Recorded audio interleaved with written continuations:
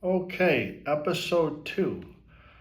This one is titled Amor Fati, which is a Latin term. It's a Latin phrase that may be translated to love of fate or love of one's fate. It is used to describe an attitude in which one sees that what happens in one's life, including suffering and loss, as good, or at the very least necessary. It is an understanding that one has that everything that has happened to them has made them who they are today, and as a result, they would not change anything that has happened to them. That's from Friedrich Nietzsche. It's a philosophical concept popularized by him, and it's that I think a lot of people wish that they could remove some of the bad things that have happened in their past. And I think about that sometimes, but if you were to remove that bad thing, you would remove all the lessons you learned from it. So you would remove part of yourself and who you become. And I'm pretty happy with who I've become. I'm very proud of myself. Um, Everything I've been through, I have analyzed and contemplated deeply about what I learned from those experiences. And when you go through life, what I think you need to do is bring meaningful suffering into your life. You dose yourself with meaningful suffering, meaningful suffering. You don't want to suffer stupidly and needlessly. Now, there you have great power because you can learn from anything you go through and take good from it, such as Viktor Frankl in the Holocaust. What could be viewed as a very terrible experience, he took great good from that. And, you know, you want to choose what type of suffering you have in your life, and you no longer call it suffering once you assign meaning to it. So we're very lucky here in America. I know that I'm very lucky because I have the privilege of choosing what my suffering will be. And we're all going to suffer. We don't get to choose whether we suffer or not. But the fortunate ones of us, the ones in a good place in the world, we have more freedom to choose what that suffering will be. So, and then, like I said, is that I use suffering because a lot of my influences that I've studied, or when I think about it myself, you could view it as suffering because it's painful and it hurts. Whatever hardship or difficult thing you're going through in life, through day-to-day work, working out, any type of pain you may have from injuries, whatever it is, fatigue, doing things you don't want to do. You could say that's you suffering, but if you have a purpose to it, then you're building something with it. And, I think about these podcasts a lot, and I try really hard to put my best into them. And I think I get a little bit stressed about them. I took stress out of my vocabulary. I don't even like using that word, but it shows that I care. The feeling that I have when I am thinking about doing one of these is one where I just want to do a really good job. So it's easy to put those things off where you're like, I want to do this thing, but I don't think I'm ready yet. I don't think it's finalized, And that's why I'm sitting here today and I'm doing this, is that I finally was like, listen, Doug, that's like one of my keys to life, I'd say, is that you cannot wait for it to become easier. You just have to go for it as best you can where you're at the time. At that moment, when it's time to do something that needs to be done, you just give it your all, And that's how you get better. And it's like I think about that, and it's like by doing that, I am doing what the greats have done. All the great men that I refer to a lot. We'll take modern day ones, like still living, David Goggins, Jordan Peterson, who's very sick right now. We need you back, man. Get strong, get healthy. even guys, Joe Rogan, Jocko Wilkins, Chris Williamson, these are all podcasters. And it's like they go through pain on a daily basis, and they go through discomfort and fatigue, and they do things they don't want to do. Like Joe Rogan, I love thinking about him with his cold baths. He has like this crazy expensive cold bath machine that gets the water down to like 34 degrees. And it's that I do cold showers. So I've done some research, and I found that they say that to get the health benefits of cold showers, 15 minutes a week is like a good dosing of actual just like cold shower exposure. And I don't have a cold tub. I will someday in my future. So I'm doing the poor man's version, which is just tap cold showers. And I set my Apple Watch, and I set it for 6 minutes. I give myself like a minute, really 45 seconds to just 45 seconds to kind of like, you know, um, waterproof my watch and just kind of get settled how I want, to get prepared for the cold stun. And then as soon as, so my timer's ticking down from 6 minutes, ticking down to 5:15. And as soon as it hits 5:15, I put that handle all the way to cold. It's just, and I'm going on a tangent about that because that's something I don't want to do. It's uncomfortable. And I heard Andrew Huberman, really famous podcaster, health guy, and he did a little talk on how when you do things you don't want to do, it grows a certain part of your brain, the anterior mid-cingulate cortex, and people that consistently do things that they don't want to do, that part of their brain gets bigger and bigger, gets stronger and more effective. And I guess, I'm always giving my best to explain this stuff. You'd have to look into the science a little bit more, but the brief, what I've gotten from it is that part of your brain, it's tied to the will to live and happiness and just like your drive to do things. So if you want to be an effective human being in the world, you want to do things on a regular basis that you don't want to do.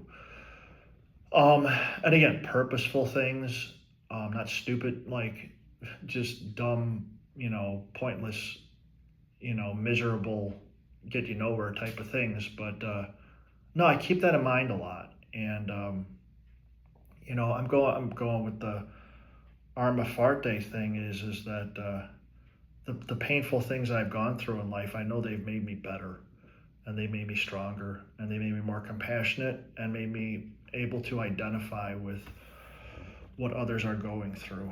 So, it's like my friend told me once, he said that when you have sympathy for someone, it means that you can imagine what they were going through, like what they are going through. It's never happened to you personally, but you can imagine what it would be like. And I think the more life experiences you have, the better you become at doing that, because it's like I've had family members die, young ones, and it's like if somebody lost their kid, I never had that happen, but I have some semblance of an idea of what that overwhelming sense of loss would be like. So, yeah, be appreciative and grateful for the pains you've gone through.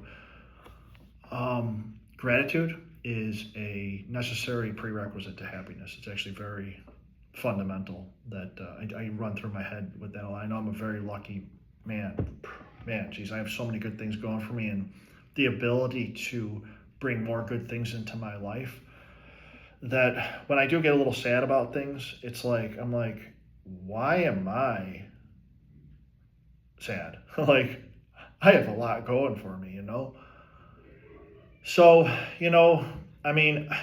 it's like, here, Friedrich Nietzsche, he's very popular right now. I guess throughout history, he goes through cycles where he gets kind of popular, and then it reduces and all that. So It's in here, him and Dostoevsky as well, Carl Jung. It's like I could list off a whole bunch of other philosophers, Camus, Tolstoy, and I'm not just hopping on the bandwagon with these guys. It's like I feel like they're very popular in like a lot of mainstream media, like podcasting right now. And I've gone through many philosophers, like basic. I'm not like a pro or anything. I'm a very humble man, but it's interesting how I get why people like Nietzsche and Dostoevsky and Jung and Camus and Tolstoy. I like Frankl. I don't hear about him as much, but it's like having listened to so many others, I could list some more niche, like underground guys that are pretty darn good too. Kierkegaard is good. He took a little bit for me to kind of find his real good stuff. But no, those guys are good. Yeah, Nietzsche, Dostoevsky. It's like when you really dig into their stuff, it's really helped me a lot. And I have to watch that it doesn't make me too dark. Like one thing Nietzsche said is, if you gaze long enough into the abyss begins to gaze into you. So, yeah, I mean, all right, that's Arma Farte. I actually started with it. That's kind of my story. I usually put the story at the end, but a lot of these quotes were kind of in theme with that. So, next one is Albert Camus. In the midst of hate, I found there was within me an invincible love. In the midst of tears, I found there was within me an invincible smile. In the midst of chaos, I found there was within me an invincible calm. I realized through it all that in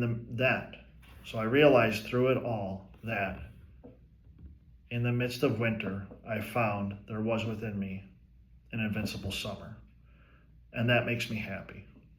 For it says that no matter how hard the world pushes against me, within me, there's something stronger, something better, pushing right back. Now, if you know Camus, which I highly recommend you look into his stuff, oh gosh, I mean, here. So what is he talking about there? What is that thing within him that's pushing back? It's love, and that's why I titled this podcast Agape Love. What else could it be? Man, we're going to flesh so many things out and dissect things, and I'm going to do my damnedest here to try and get, I mean, these are such profound statements that it's like, for me, I'm like, I just want to do them justice. Give it my best and try and break it down. And that's what I'm kind of doing here is that, like I've read Nietzsche and Dostoevsky, and a lot of these guys, and some of their stuff is really hard to understand. And I think I told you in my last talk how Jordan Peterson helped to explain it to me in a way that was more understandable to me.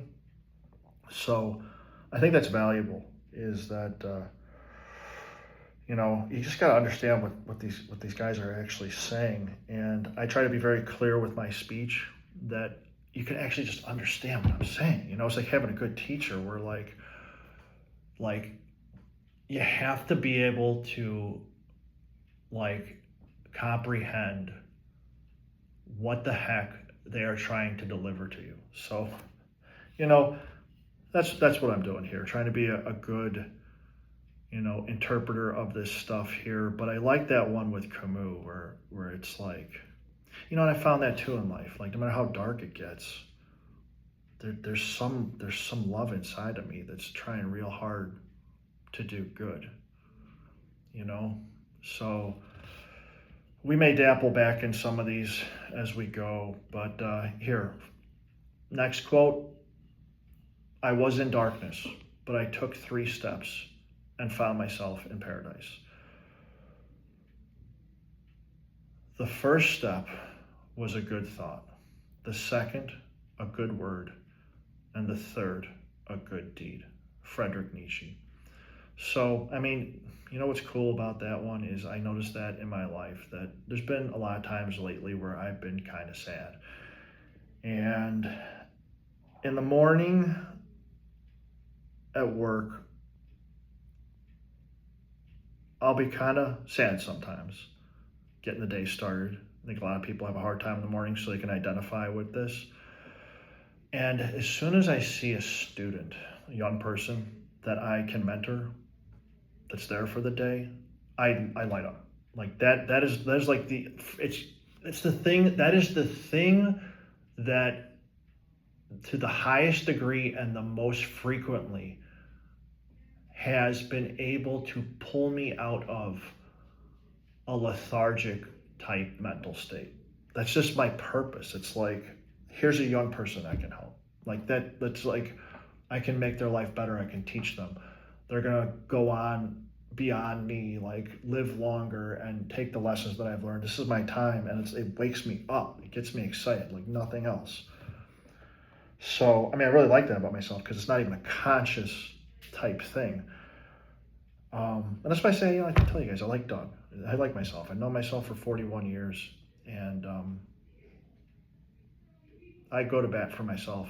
I'd answer for anything I've done in my life. I did the best I could at the time. I won't betray my former self. It's like, I really was always, I gotta say, I really think for the most part, I was always trying to just do good things. But, pushing right back, it's, I could go into so much with Camus. Like, one of his things, his most famous book is The Myth of Sisyphus. And Camus, he was saying how some people, you could view life as meaningless. And like, it's like, I don't know what religion the guy was, but like, I would have to say that he definitely proposed the idea, at least, of if there is no God, then why are we doing all of what we're doing? Like, what is the point of all of this? And he relates that to the myth of Sisyphus. And Sisyphus was a trickster in ancient Greece, and he tricked the gods a few times. Like, he did some bad stuff, and then he got thrown in prison. The god prison. Then he broke out of prison, and the gods are like, oh gosh, this guy, he escaped, and he screwed around ancient Greece some more, did some more bad stuff. They finally got a hold of him again, threw him back in prison, and he escaped again. He escaped like 3 times, and just laughing at the gods. He's like, I got away, you couldn't punish me. And it was like, finally, it might have been the 3rd or 4th time, they put him in prison, and they're like, yeah, you're not getting out, dude. Like, they made sure they watched him.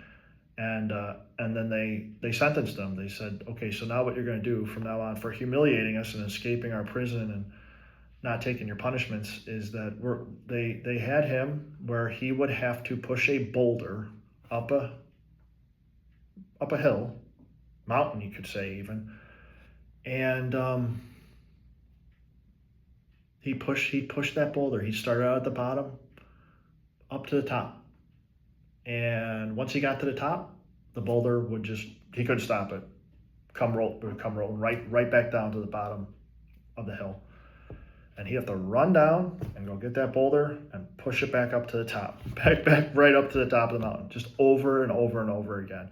No matter what he did, he would achieve this great task. It was like, all right, the guy's like, you gotta get the boulder to the top of the mountain, but as soon as he do it would all just be could be for nothing, just pointless, just roll right back down. You gotta do it all over again.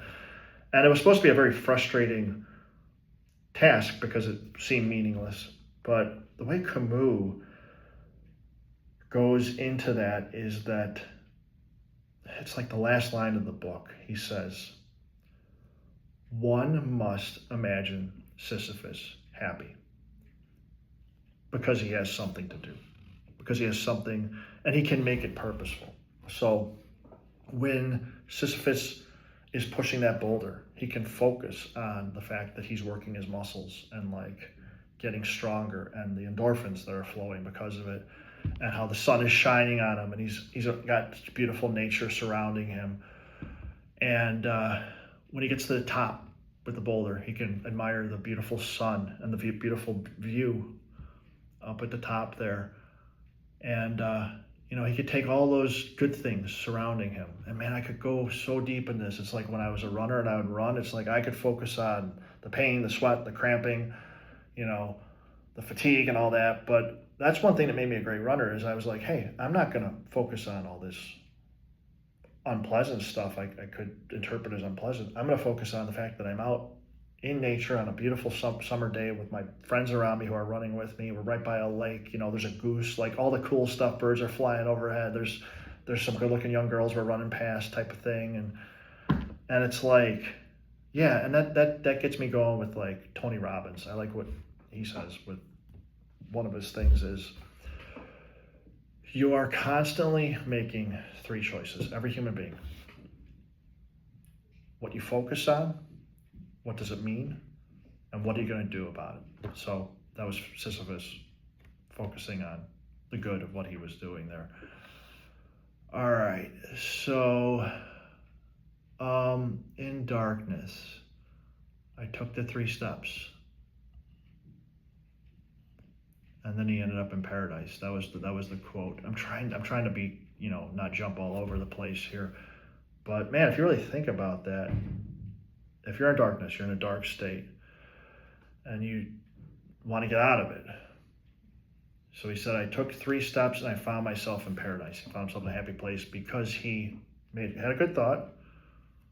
First was a good thought, the second was a good word, and the third was a good deed. So that's helping others. And again, that's my common thing. It all ties back to love. Why would you do that? It would make you feel good that you are expressing love towards another person and making things better for them with your thought, and your word and your deed. So, all right, now here, what am I? It's not that every day takes everything out of me. It's that I put myself into every day.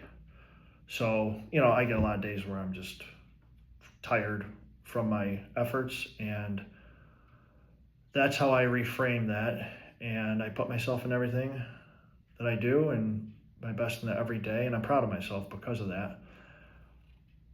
And I don't need to be happy all the time. And it's okay if I'm not.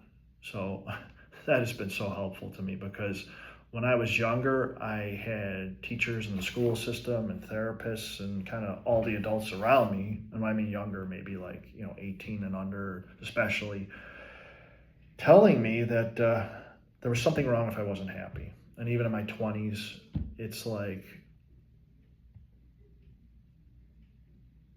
it's okay to not be happy.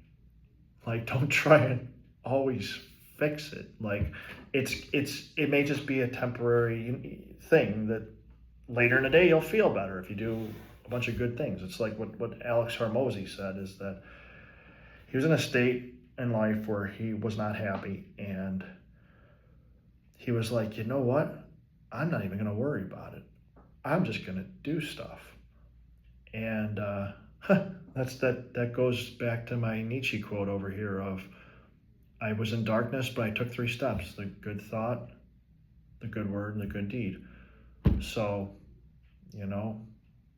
helps to pull me out of it, out of a bad state.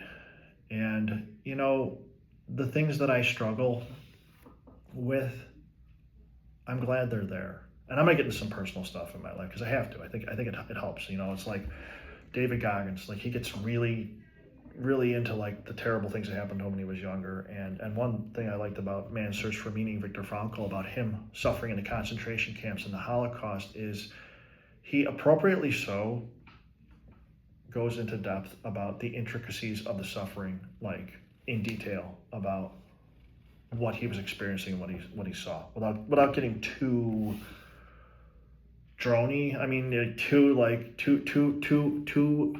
too deep into it that you're like, kind of like, okay, I get it, dude, it sucked type of thing. And I try not to do. I'm gonna try not to do that where I get too like it's like the thing I like about the way Frankel did it is he's describing how it sucked and how miserable it was, and then he'd sprinkle in a good dosing of how he molded over and processed it, and interpreted the crap that was happening to him along the way. And I'm not here trying to critique, like, I mean, these greats or anything. It's like, you know, it's like, let it stand how it is. Like, some people have to just tell their story in their certain style, and I appreciate that. Like Goggins. One thing I was gonna say is like I read his whole first book and his second one, and he goes so in depth about how terrible his upbringing was. It's like, this is just me. Maybe it's just me, but I got a little bit like, okay, yeah, but dude, like, what did you do to, like, you just spent the first half of the book describing, like, there wasn't enough of like, how did you take good from it? It kind of usually would come later on, but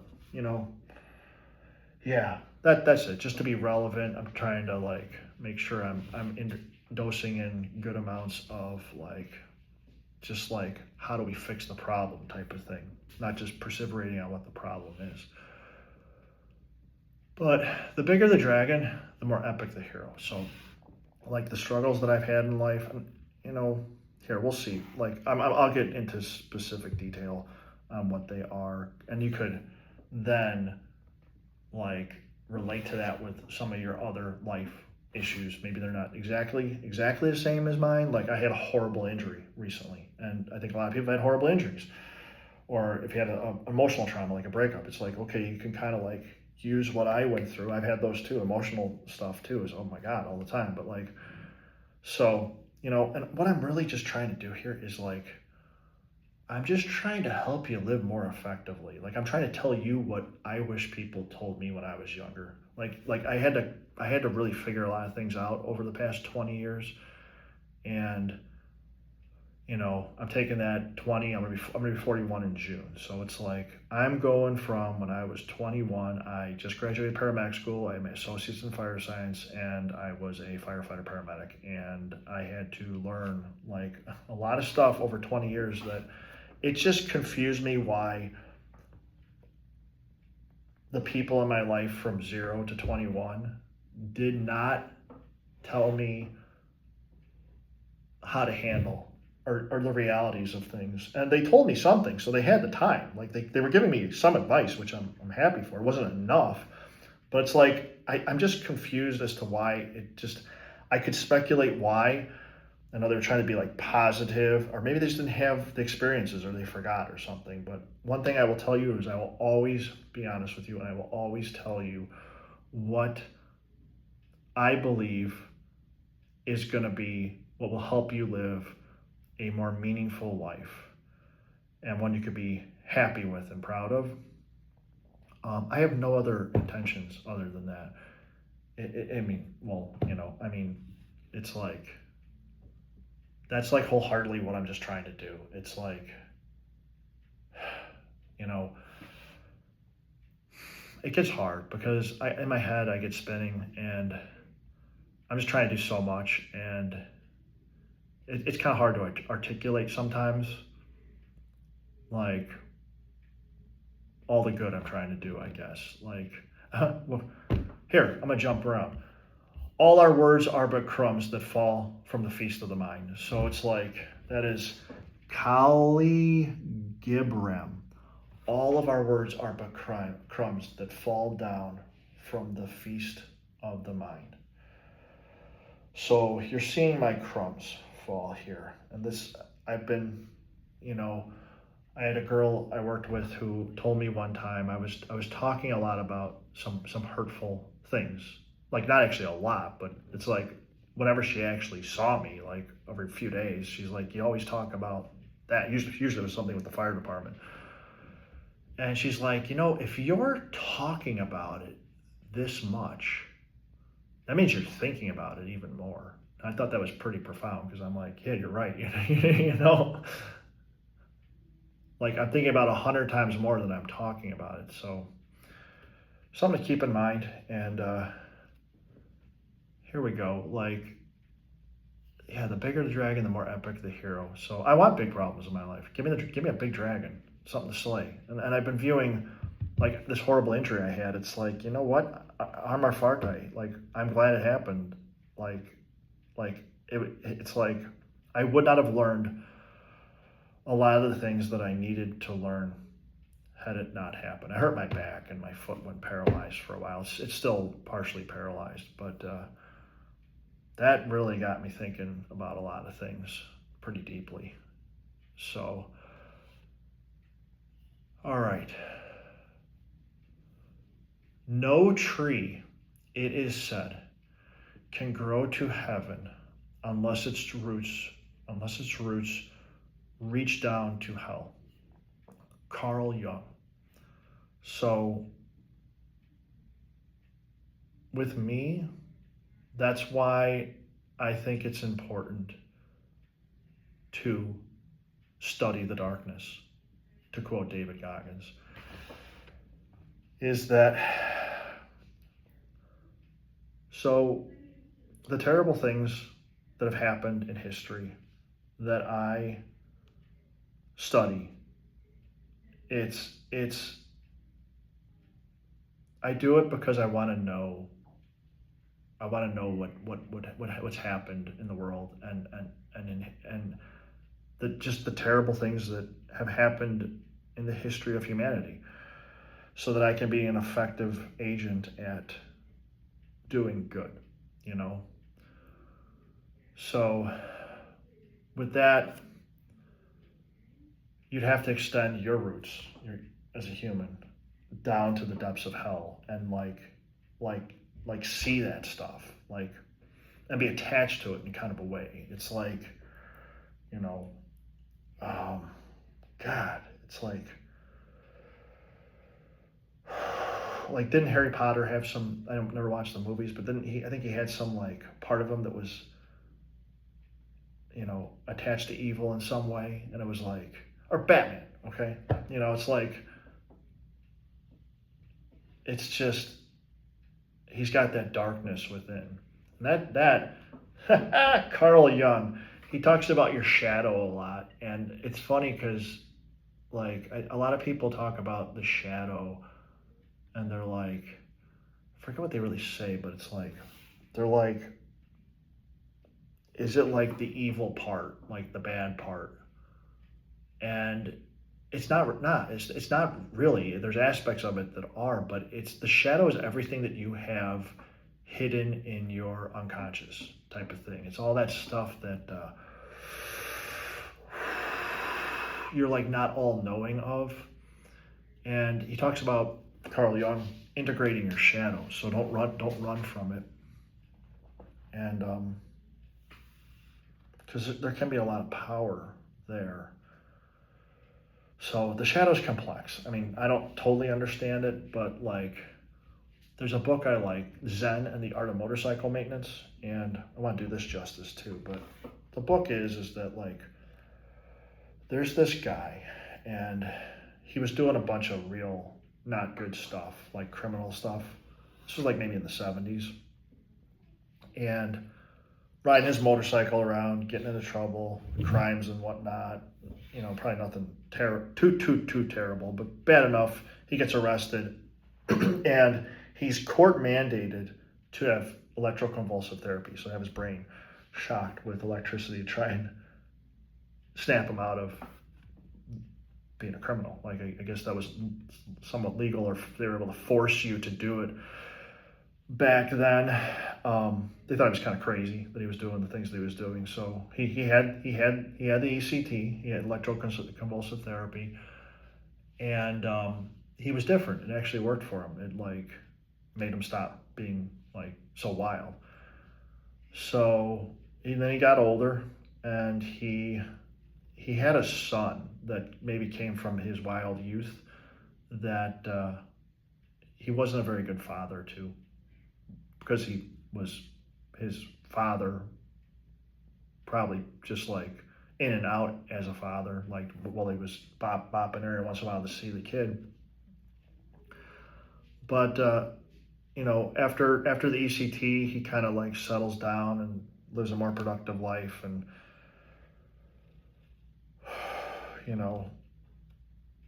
becomes a pretty respectable member of society, gets really good at working on motorcycles. I think he might have done that for a career to make some money. And he's like 40 now, and he decides that he's going to do a road trip with his son to make amends and actually try and now start being a father. It took him whatever that was, from the ECT in his 20s to 40 now. He still had to kind of just process things for another 10 or 15 years. And he's like, all right, so calls up his son. Hey, let's do a motorcycle trip across the out west. And the kid agrees. All right, my dad finally wants to have something to do with me, and it must have been kind of hard for the kid to do that. But they meet up and they ride around out west America, and it's interesting because as they're motorcycling along, the dad wants to avoid certain towns, certain gas stations, certain areas on the road, like old Route 66, and the son's like, well, let's go there. Let's go by that diner. And the dad, he's like, no, I don't want to go there because that's where I went when I was younger, before the ECT, when he was that different type of person. And he wants to avoid those areas, because it would remind him of how he was, if he got back in that environment.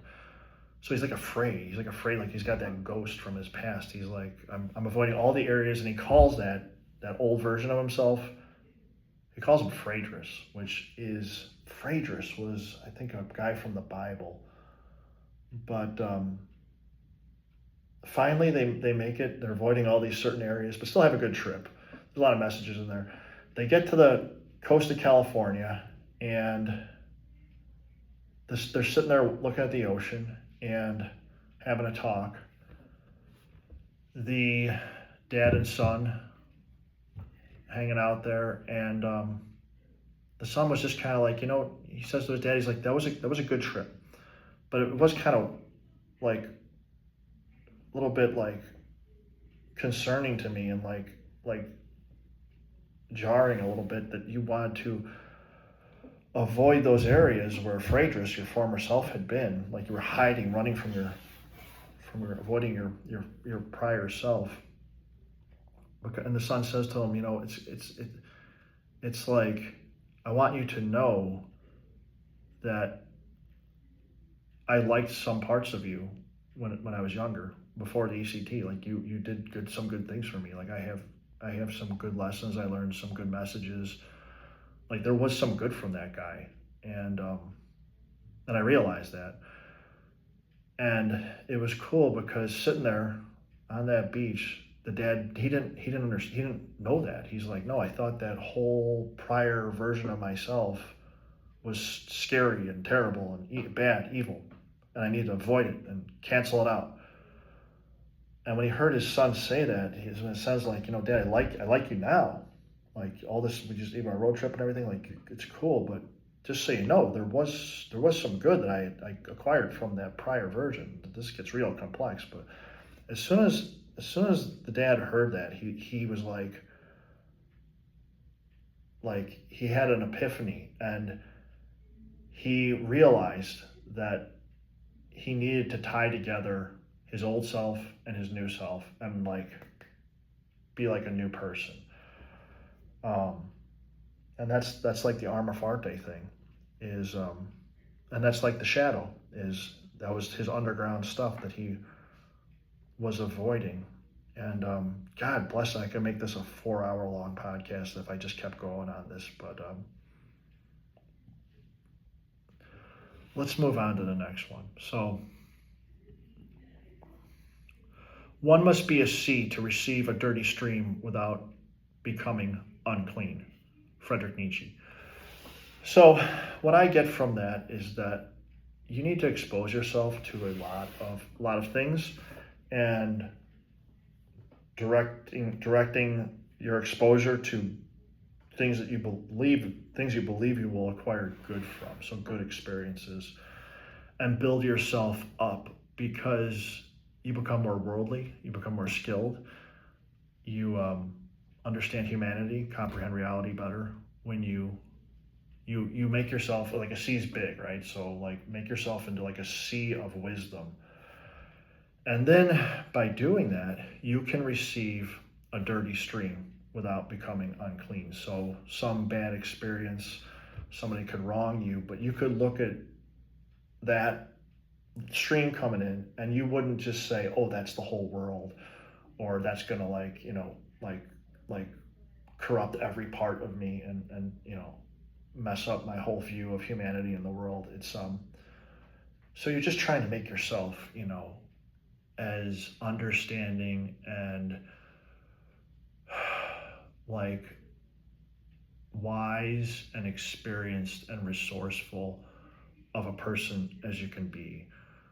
And why? Because you're trying to help other people live well. And that's what I'm trying to do. And you know,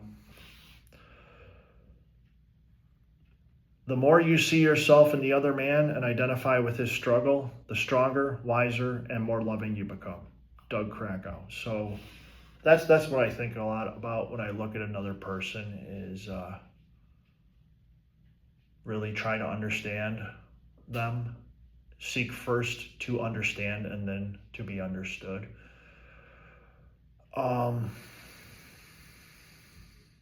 Yeah, I mean, that kind of really says it all. Is, like you become more loving and you're better for others and it's better for you. So do not focus on what you've lost. Focus on what you still have and what you can build from it. Doug Krakow. That I think a lot about my horrible back injury. I hurt my back at the gym, and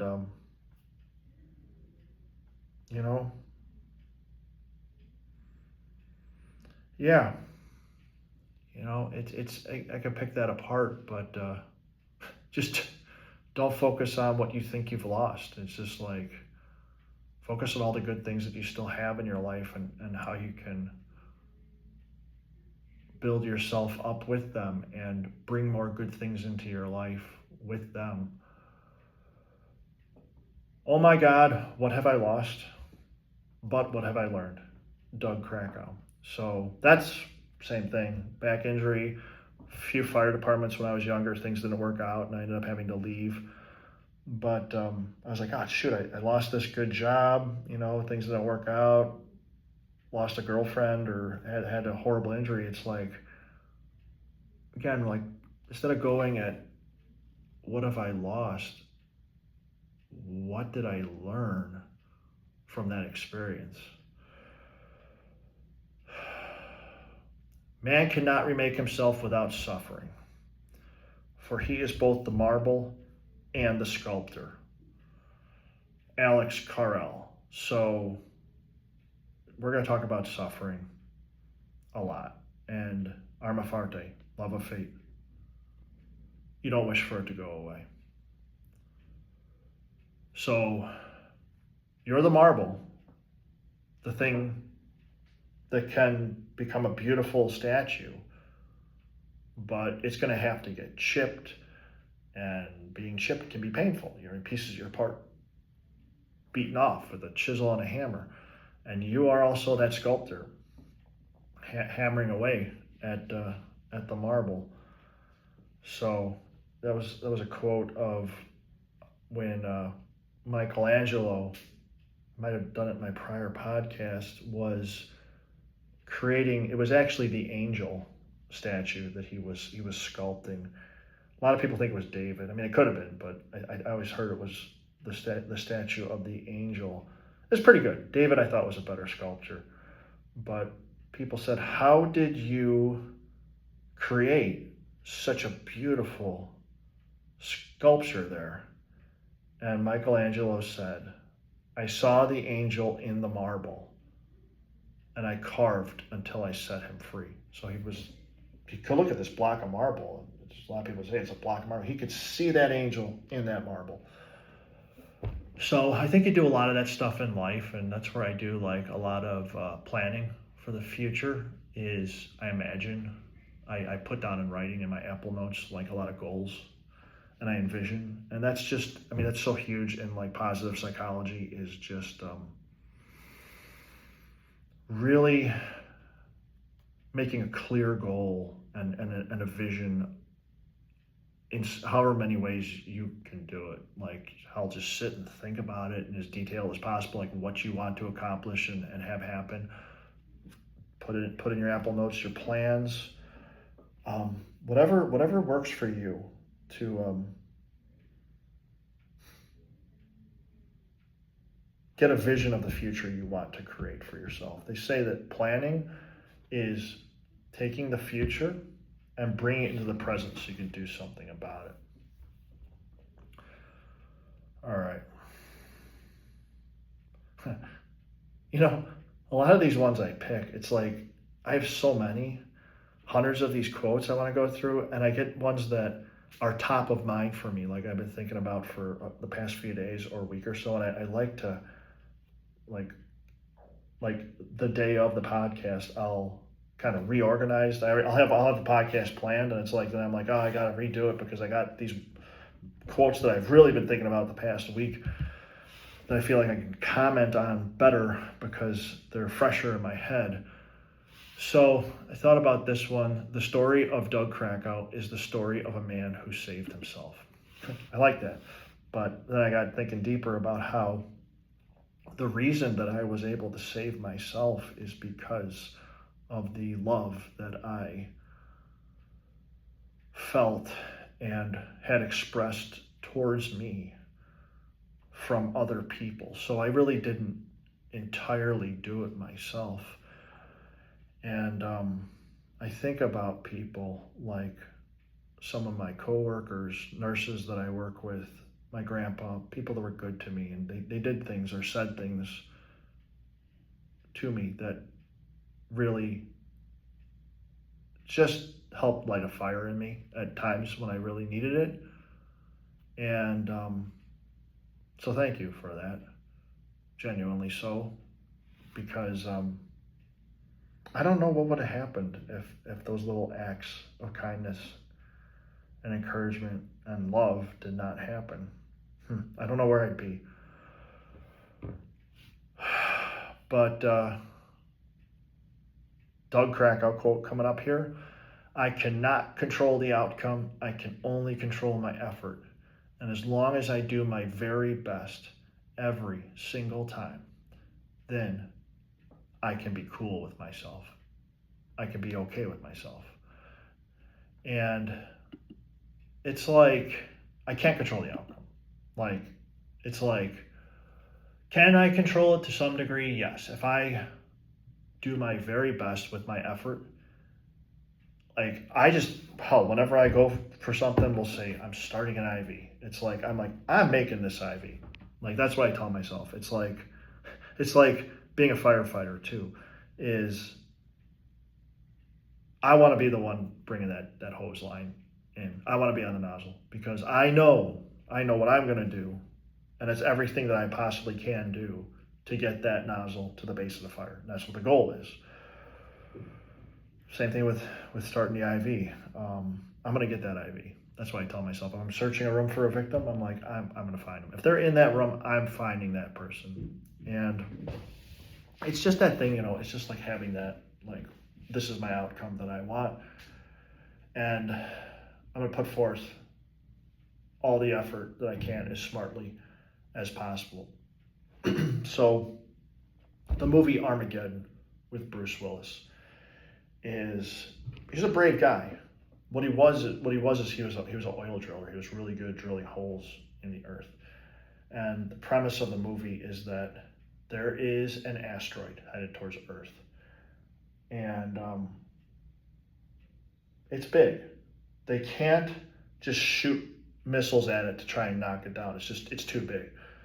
So the plan that they come up with is they're going to have to send the space shuttle up to the asteroid, out in space, like, when it's still like thousands of miles away from Earth. If it hits Earth, it's going to kill us all. It's that big. It's like the dinosaur type extinction event type of thing.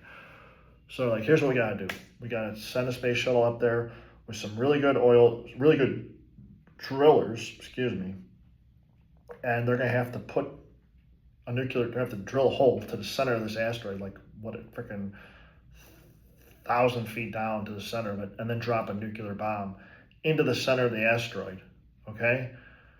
And then set off the nuclear bomb to blow the asteroid apart so it breaks up into two pieces, and the two pieces just like instead of just one asteroid hitting the Earth, it would like the two pieces would just like part and miss the Earth. So I had to explain the movie to you, sorry, but like Bruce Willis, he has a team of guys. They're known as the best oil drillers in the world. And Bruce Willis, he's a little bit older, and he has a daughter.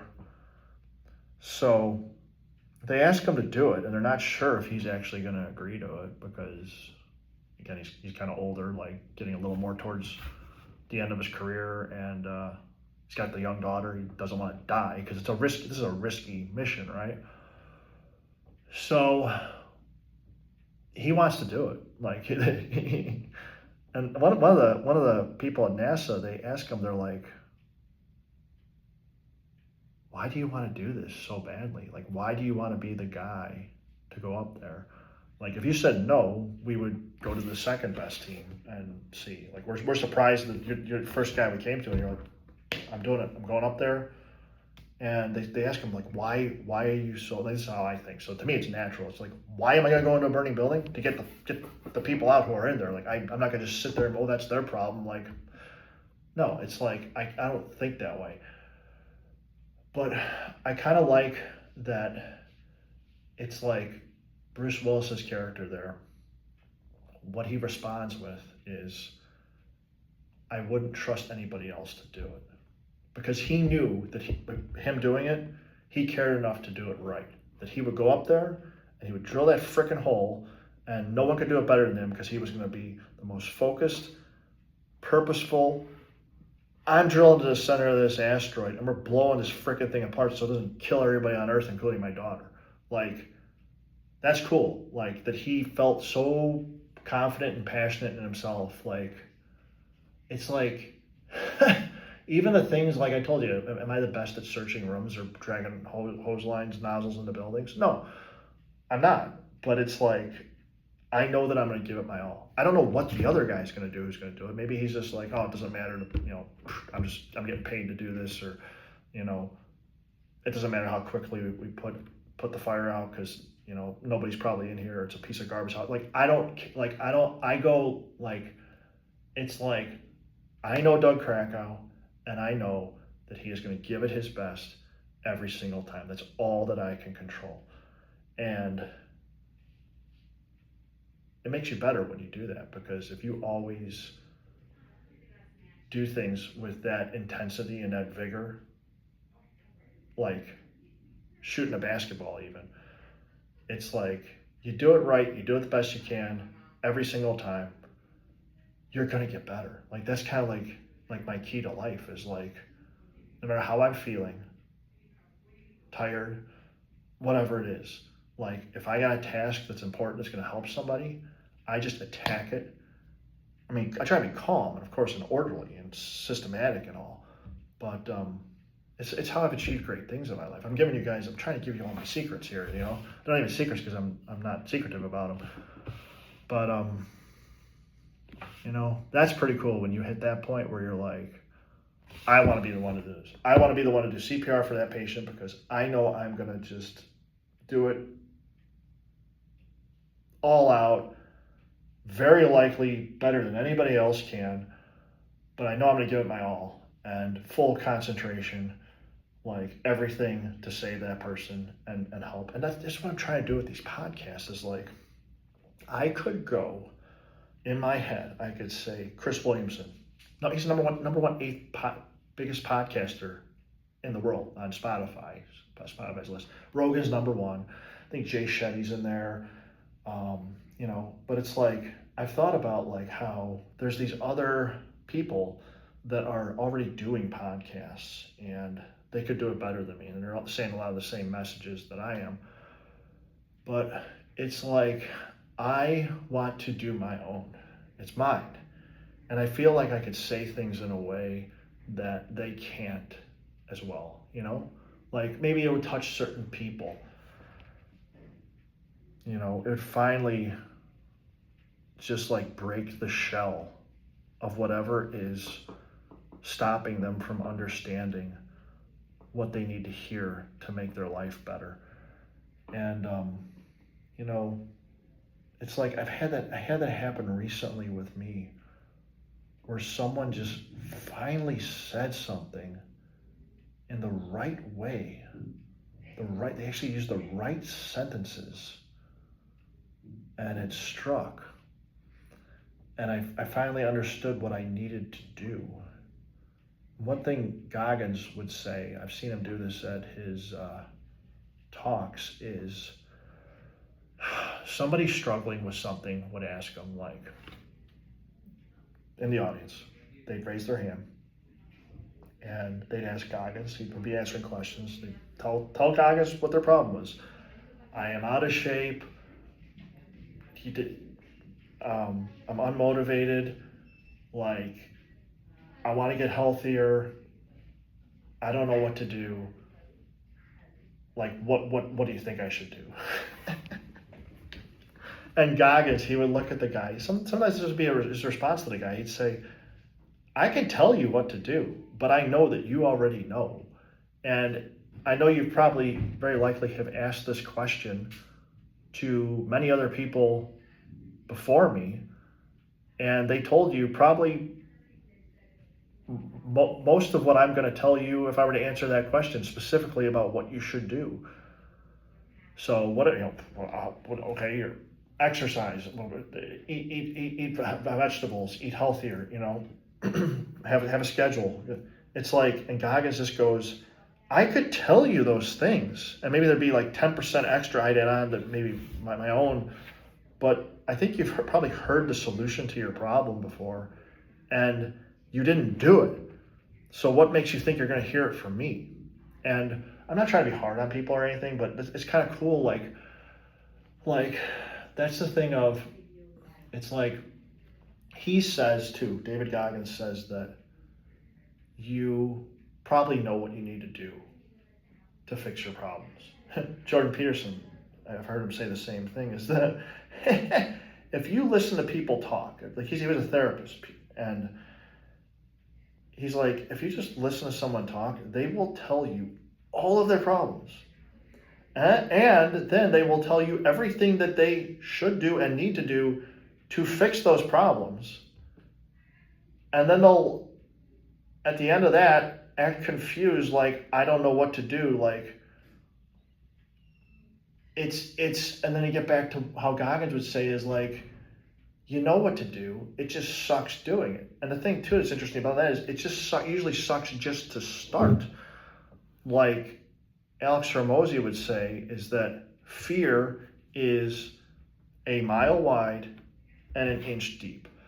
So, you know, like a lot of the stuff that like I'm talking about, like, so those problems, those issues that you might have, I'm like going to working out, going to work out, we'll say, it's like, a lot of it is if you can just get started, that thing that looks real wide, like a big problem, like once you get immersed like into it, it's not as deep as you think.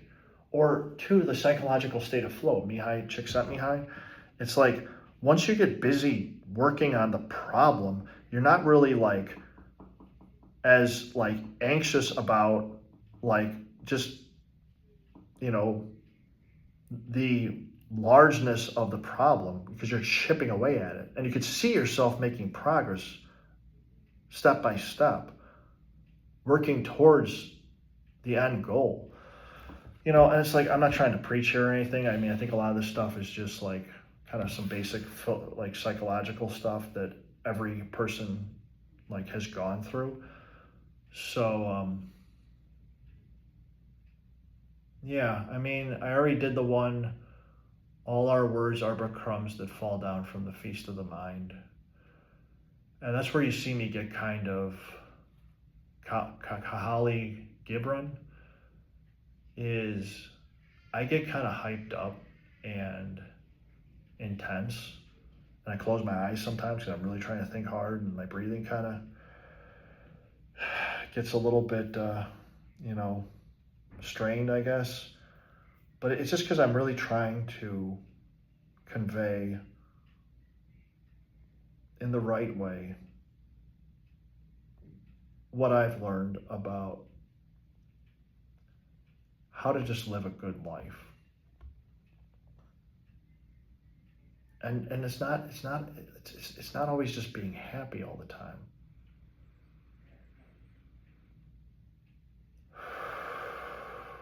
I like joy and happiness, the two terms, because happiness is shorter, like usually kind of like, happiness is a shorter term feeling. Joy is more long, prolonged. So what I wish for people is to have joy in their life. And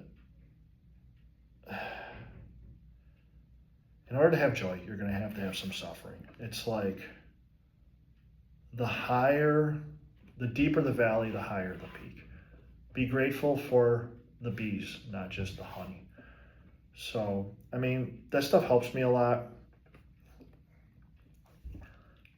I'm going to start putting stuff on Twitter. And I'm wrapping up this here podcast. But there's written words. It's like, I think people have a hard time sitting down and reading. I kind of do. And you can listen, though, usually, driving your car. So that's why I'm doing these podcasts is I think it's easier for people to just put in some earbuds and hit play. And I think people like the thing of where you have some structure. So if you read a book, it's all structured, right? And I've had some beautiful books that really kept me engaged the whole time. But I think that people like well-done structured content like that. So I'm going to have that. And that's why I have these quotes is I have my structure. But I've noticed people also like to have some spontaneous thought. And that's just being humans. We like human interaction, It's like, it just makes sense. Like, you don't know what the person's going to say yet, and they're thinking through, and it's just you don't know. It's just like kind of fun because it's unexpected wisdom. Like some of the stuff I say here, I didn't plan this. I had some even epiphanies and realizations even within this podcast. So I'm blending the two, and I'm trying to make it good, people. Like I'm trying hard, and they're gonna get better. I think they're good now. Like the first one I kind of liked, and one thing that I heard in a podcast is I don't know if I'm repeating myself because from the first one, but so there was an assignment that students were given to make clay pots in an art class. I think I already told you guys this story, but the goal of the class was for the students. There were two groups, maybe 26 kids in the class. So they sectioned group of 13 kids. The teacher said, you just got to make the best clay pot. That's the goal. So the one group, they thought, and they put all of their time into just making a great pot. They make the clay, and they just kept working on this one go at it. Like they spent like a week working up, and the other group of students, it's like they made a clay pot. They just kind of quickly put it together, and they're like, it's not that great. So they did another one. They kind of redid it, and it got a little bit better. And then they did another one. It got a little bit better. And the second group, they went through like 30 clay pots by the end of the week. They just kept discarding and how we could do this better and all that.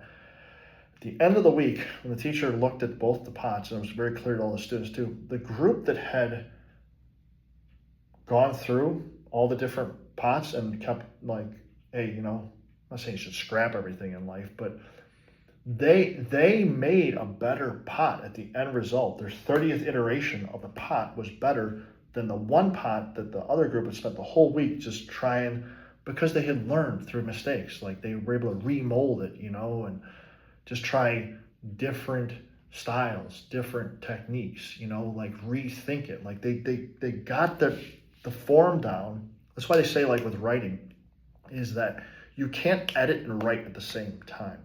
So I've been applying this to my own life, is that Jordan Peterson actually taught me this, is like people try to make it perfect, like grammatically and all that. Like the first go through, it's like, no, don't do that. It's like what a rough draft is you just write your thoughts.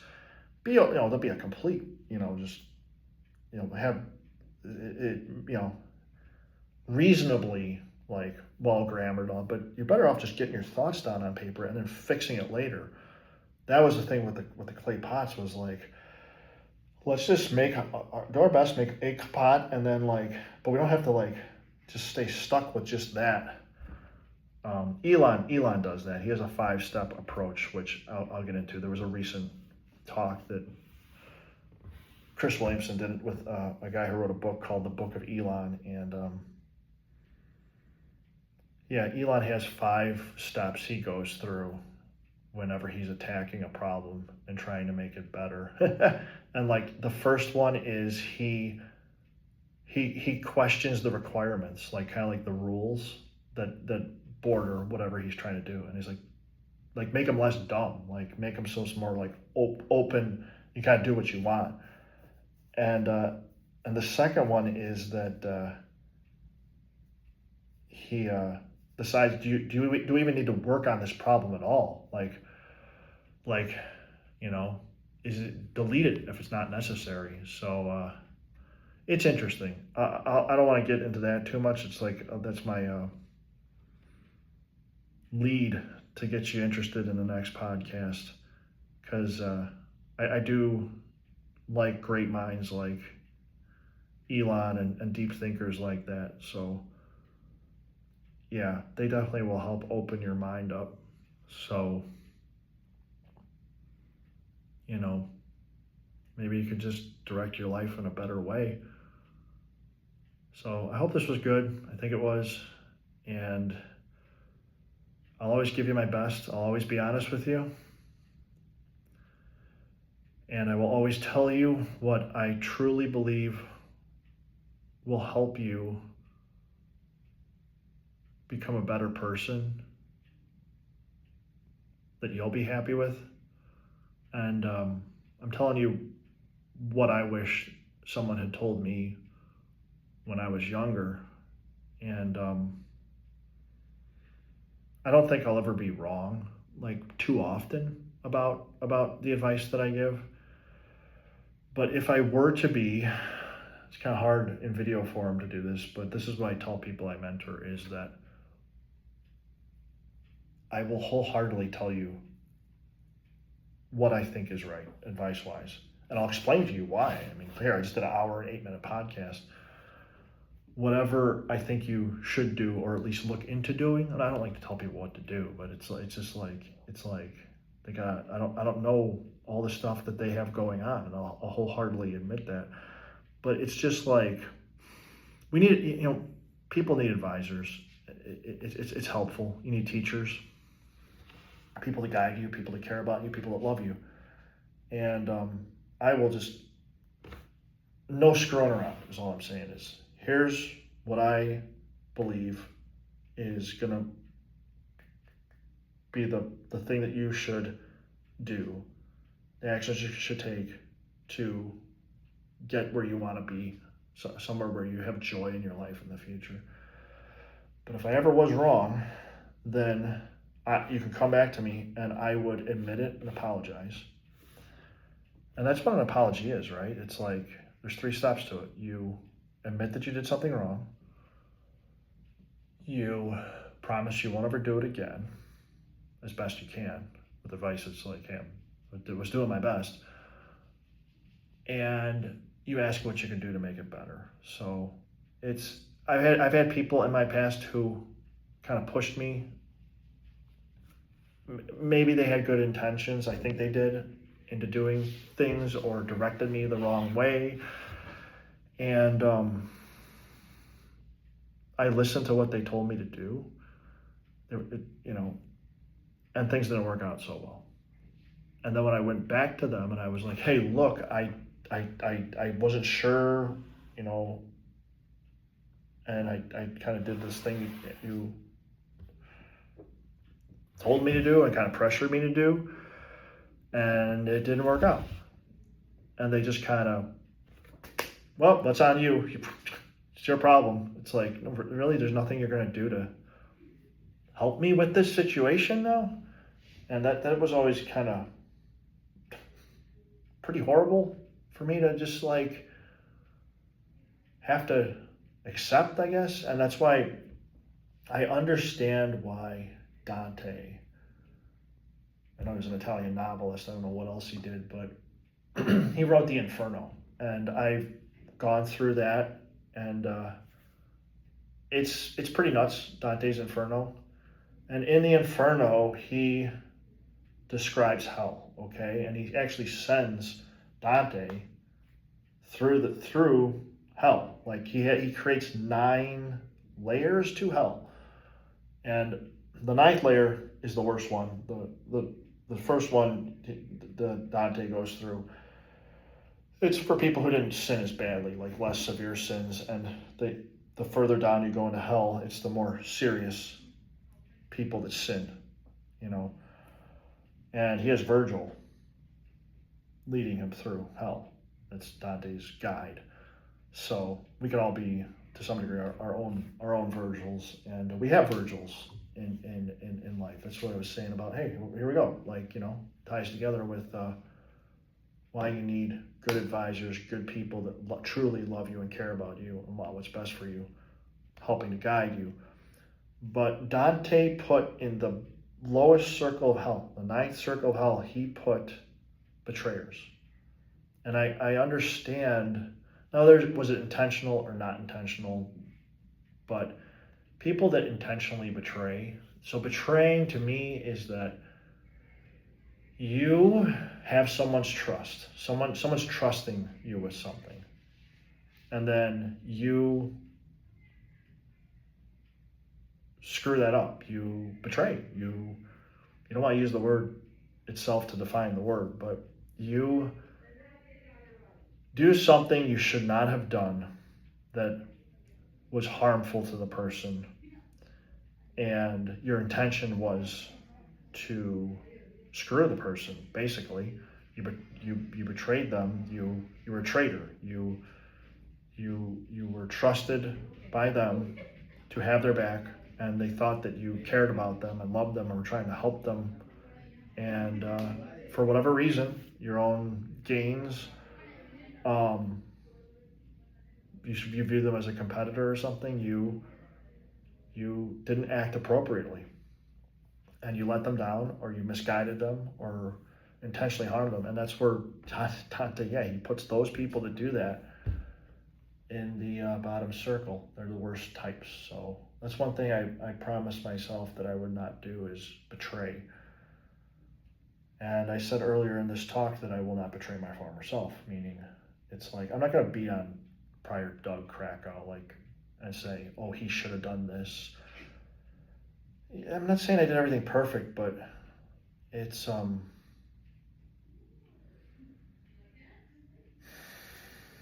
like that Camus quote from earlier, where even though I was surrounded by hate, or I was even feeling hate myself, I found within me indomitable love.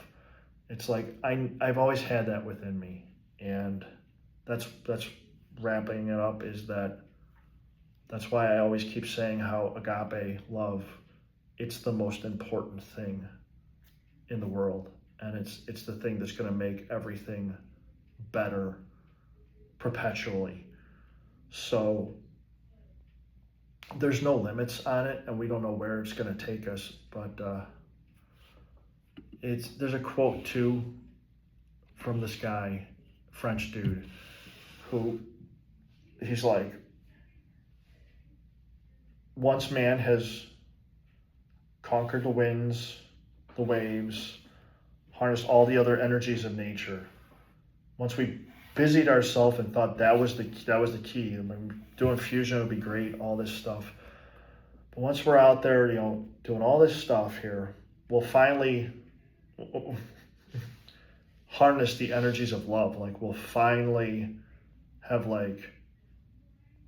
learned about the importance and how to harness the energies of love and put our focus on that, and we'll actually direct it and use love to its greatest ability. And then after we've done that, that will be like man having discovered fire for the second time. First time was when we really discovered fire, and you saw what that did for us. We were able to cook food, grow our brains because of it, got more calories into our system, our digestive tract was able to get smaller, the whole thing. We were able to heat ourselves in the winter so we didn't freeze to death. So fire was a good thing. We use it to power our automobiles. It's a little explosion taking place in there, and all the great things the fire. So the second time we discover fire, when we go, hey, this love thing, let's put it to full use and really, get this thing building and,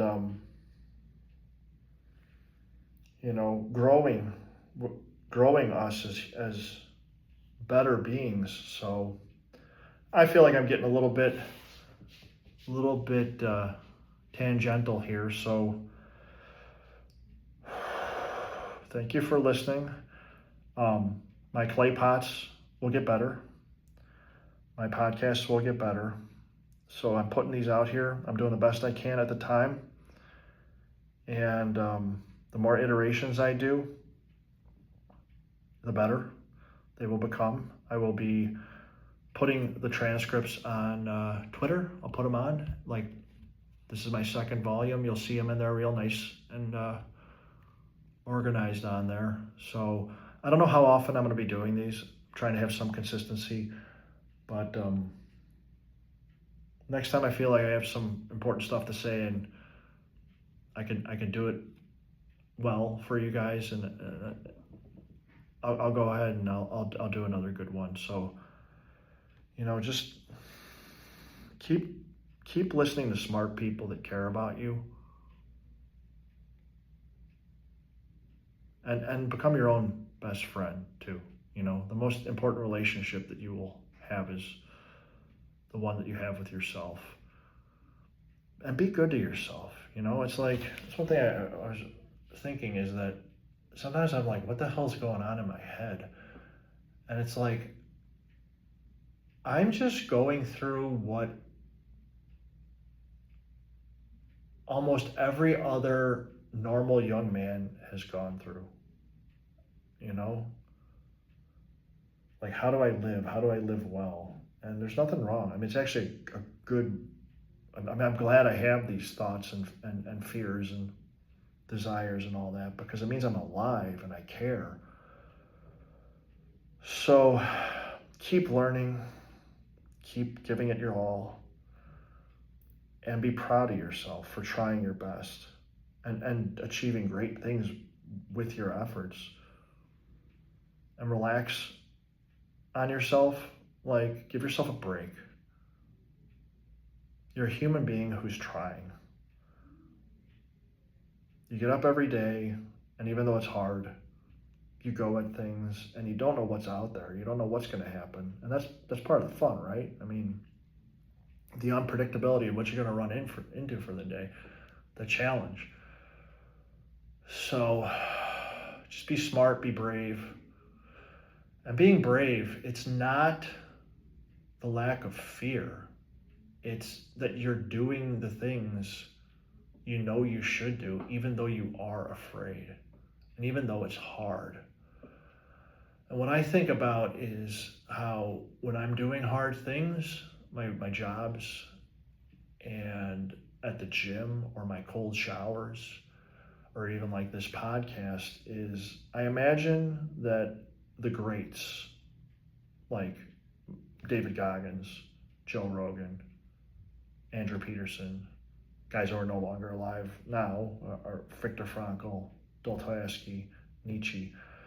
I imagine them all smiling at me and happy and proud of me and cheering me on for what I'm doing. And I think about how I'm doing what the greats have done. Jesus, he had to go through the pains and suffering. They said that he went through all the emotions that a normal human being went through. Like he went through all the stuff that we went through. And that's how he became great. He could not have become like such a respectable figure and someone people listen to, or all these other guys. Like when I listen to Goggins, it's I see like a little boy, that suffered, and I can hear the pain in his voice. And I'm just so proud of the guy. Like I love the guy because he didn't just stay how he would describe himself as a loser. He made a deal with himself that he was going to create a new version of himself. He created someone different, and it was hard. And he goes still to this day. Goggins, it's like he's a millionaire. He doesn't have to work. He does wildland firefighting. He's a paramedic in California. And just to stay tough, what he'll do is he'll take his vehicle, Raptor vehicle. It's like a truck type of thing. He has like a 70-pound stone that he keeps in the trunk of it. And he'll just go up to like a hill by his house, pretty crazy hill. And he'll get out and he'll just carry that rock up to the top of the hill, like a hell of a long way. I mean, it might be like miles, big heavy rock to the top, come back down, put the rock in the trunk of his car and drive away. And he just does it because he wants to accomplish that hard thing. Like he knows it keeps him strong, it keeps him like, tough, and just to master it. And it's kind of like Sisyphus pushing his boulder. But you want those hard things in your life, the right hard things most of the time. And you'll have ones you don't want, but you're still going to get through it and you're going to learn from it and become better because of them. So that's Arma Farte, is that it's like we're in the past of Arma Farte. I wouldn't want any of those bad things to be erased. And I know there's going to be bad things in the future. I think it's going to be better now.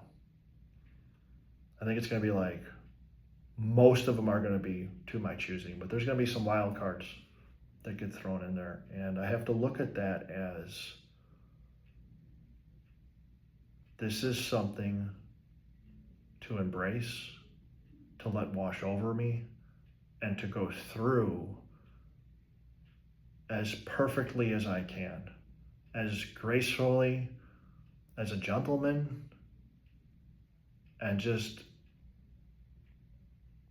fix it and just make it something beautiful. Like Steve Prefontaine said, is that some people paint with brushes,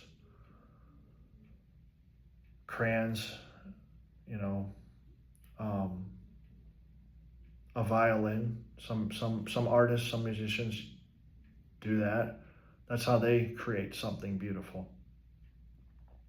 I like to create something beautiful when I run. And that was his way. That was his way of creating beautiful art, was he would run. And if you saw the movie, Jared Leto was in it. It's like, it was beautiful, like seeing him run.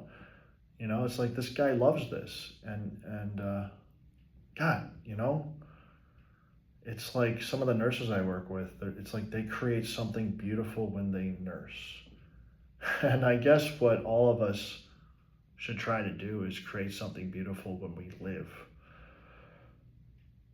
And your life is made up of so many different parts. We wear so many different hats. So you just want to do each role as beautifully as you can. Like Will Smith would say, is that, when you build a brick wall, you don't go looking at the whole, oh gosh, I gotta lay these 5,000 bricks. This is gonna be insane. It's like each day of your life is a brick, and you can only lay one brick every day. So you don't try and just live your whole life like, and get overwhelmed. Like, it's like you go, hey, I got this day. I got this brick. I am going to lay this one brick as perfectly as I can. Efficiently, gracefully, put it in place. Have smeared the cement down just right thickness for the whole thing, got the edges all lined up. It's got to support all the other bricks, and just lay that brick right and even and everything. And you look at that brick and you're like, hey, that's like me when I lay in bed at the end of the day. I go through my day and I'm like, what did I do? How did it go? How did it start? Run through it. And usually I fall asleep by the time I run through. It's a good way to fall asleep. But it's like, as long as I can say I laid that brick right and I gave it my all, even if it's a little bit off, it's good. And the next one is going to be even better. It's going to be a better laid brick. And I can take a step back when I'm a few years later. I'm like, hey, I got a few good layers laid there. I have some good accomplishments, some good, base there, and keep building up and make that great wall. And it's like, what are you doing with that? There's a story of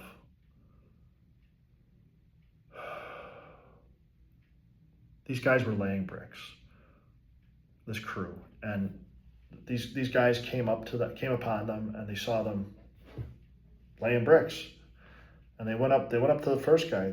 They said, "Hey, what are you doing? Like, what are you doing here?" the first guy they came across, he said, "Oh, I'm laying bricks."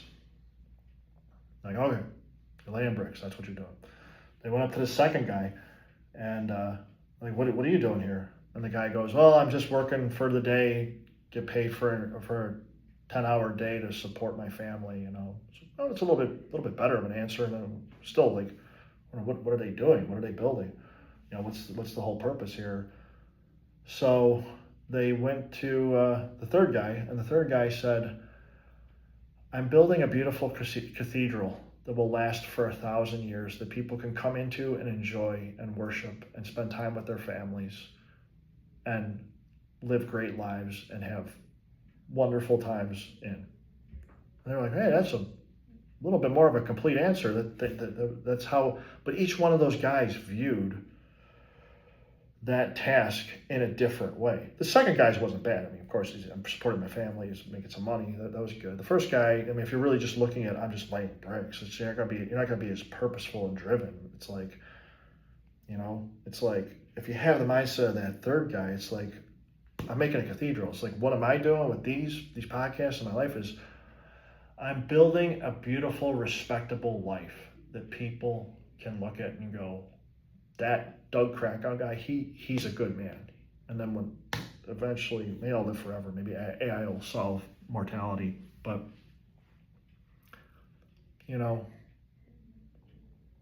Doug Krakow, we'll say Doug Krakow is a good man because I'll live forever. I won't say it's like how was a good man or anything, like how we would talk about Viktor Frankl or Nietzsche or Dostoevsky. But those guys did build beautiful walls. Their lives were very, very beautiful, meaningful, and have helped me a lot. And then seeing the present, when I see people living their beautiful lives, that's the thing that gets me going. Like I say, when I see a young person that wants to learn and wants to become better and is receptive towards me, that I can train and teach and help, that's like, for me, like the freaking key to life, like the key to energy, the key to my motivation, and to get me like wanting to push and put forth my energy into the world. I hope this is good, and thank you for your time. Thank you for listening. I'll see you next time.